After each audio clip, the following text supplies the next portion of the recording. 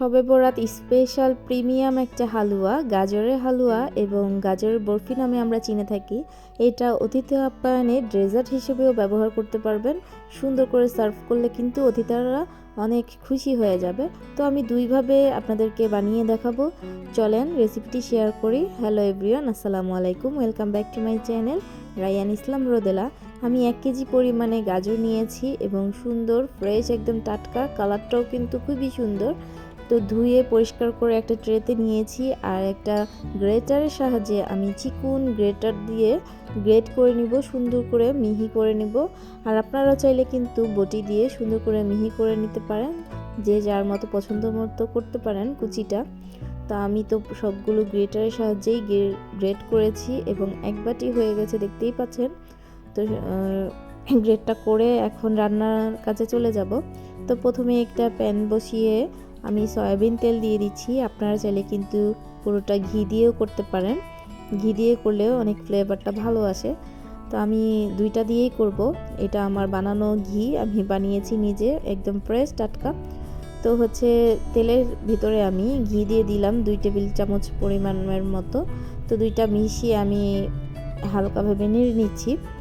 তো এখন কিন্তু ভালো মতো তেল আর ঘি কিন্তু গরম হয়ে গেছে। তো এই পর্যায়ে আমি দিয়ে দিব 3টা এলাচ, 2টা দারুচিনি আর একটা তেজপাতা। তেলের ভিতরে গরম করে নিব, ভেজে নিব। তো ভাজার পরে সবগুলো গাজর আমি একসাথে দিয়ে দিব। একসাথে তেলে বা ঘিয়ে ভেজে নিব সুন্দর করে।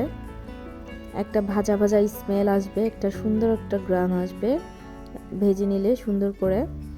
তো তারপরে আমি নেড়ে চেড়ে মিডিয়াম আঁচে ভেজে নিচ্ছি। আর এখন কিন্তু আপনার পানিটা উঠে যাবে গাজর থেকে, কোনো এক্সট্রা পানি দেওয়া লাগবে না, গাজর থেকেই পানি উঠে একদম সিদ্ধ হয়ে যাবে। তো এই পর্যায়ে আমি দুধ দিয়ে দিলাম, লিকুইড গরুর দুধ।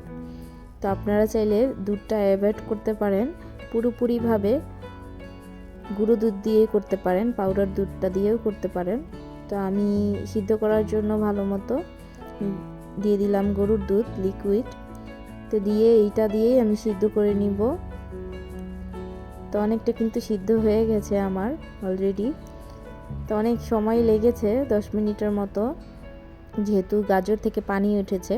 এখন চিনি দেওয়ার সাথে সাথেও কিন্তু পানি উঠবে। তো চিনি দিয়েছি আমি 2 কাপ চিনি দিয়ে এখন ভালোভাবে নেড়ে চেড়ে নিব। আর যতটুকু সিদ্ধ হওয়া বাকি ছিল সেটাও কিন্তু সিদ্ধ হয়ে যাবে এই চিনির কারণে। তো এখন আমি দিয়ে দিব পরিমাণ মতো লবণ।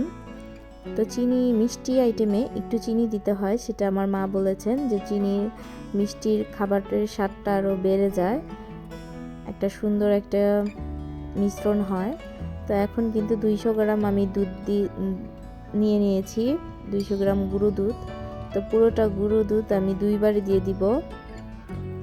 তো যত পরিমাণের আপনারা গুঁড়ো দুধটা দেওয়ার চেষ্টা করবেন, তত কিন্তু ডেজার্টটা খেতে আরও মজা লাগবে, হালুয়াটা বা গাজরের বরফি। তো সুন্দর করে আমি নেড়ে চেড়ে নিচ্ছি এবং যতক্ষণ না পর্যন্ত প্যান থেকে একদম উঠে আসছে ততক্ষণ পর্যন্ত আমি রান্না করব।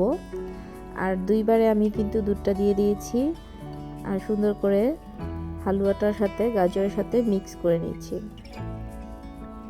যখনই দেখবেন প্যান থেকে একদম উঠে গেছে তখনই ভাববেন হয়ে গেছে। আর এই কাজটা কিন্তু করতে হবে একদম লো আঁচে, মিডিয়াম আঁচে।